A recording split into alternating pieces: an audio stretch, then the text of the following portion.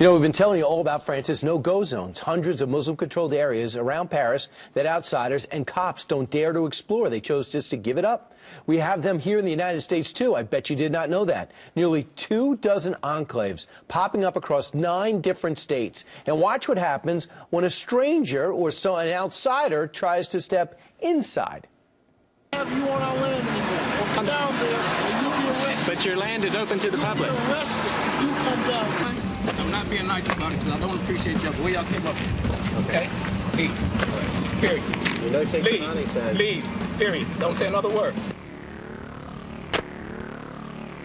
Joining us right now, the man behind that camera, founder and president of the Christian Action Network and author of Twilight in America, the untold story of Islamic training camps in America. Martin Moyer joins us right now. Martin, what was taking place right there? Where were you? Well, we were in Red House, Virginia. It's an isolated community, as most of these compounds are located in rural areas, heavily wooded, inside of the mountainous areas. And what we wanted to do was challenge their open invitation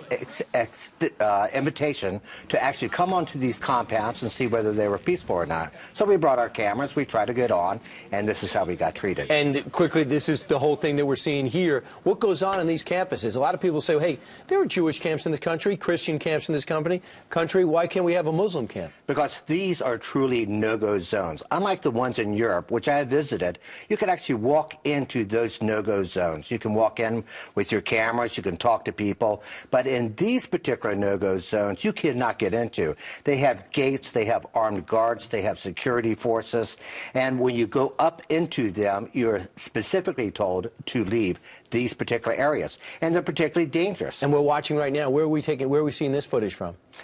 This is a video they put out for the people inside of the compounds so that they learn how to do terrorist-type training. They teach them how to kidnap people, how to strangle them, how to kill guards, how to do guerrilla-type warfare training.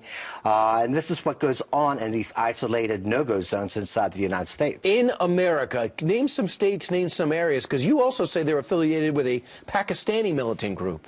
Yeah, that Pakistani militant group is called Jamaat al-Furqa, run by Sheikh Jilani, who most people haven't heard of, but that is the guy that Daniel Pearl, Wall Street Journal, was hoping to interview and was arranging to interview when he was kidnapped and then later beheaded. So name some towns, name some cities, name some states. Where are Well, you? we have him in Texas, Sweeney, Texas. We have him in York, South Carolina. We have him in Commerce, Georgia. We have him in Red House, Virginia. We have him in upstate New York. We have him in California. We have him in Michigan.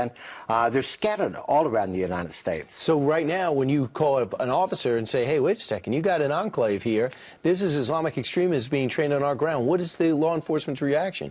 Well, the interesting thing about these camps, they're located in very rural areas of America, which has very small police departments, and they intentionally set them up in these areas where, for instance, the one in New York, they have a total of 4 police officers. I want you to hear what you say is a recruitment, sound of a recruitment video to fill up these camps. Listen. You're most welcome to join one of our, advanced training course in Islamic Jihad, or in Michigan, or in South Carolina, or in Pakistan, wherever we are, you can reach us. Where'd you get that?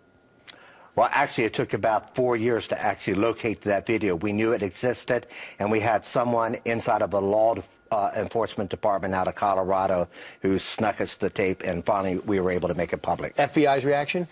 FBI's reaction is that, look, they have the First Amendment and other American rights to operate these enclaves in the United States, regardless of the type of weapon training, guerrilla warfare training that's going on inside of them. It's not okay with me, and it certainly doesn't seem to be okay with you. Martin Moyer, thanks so much, President and CEO of the Christian Action Network.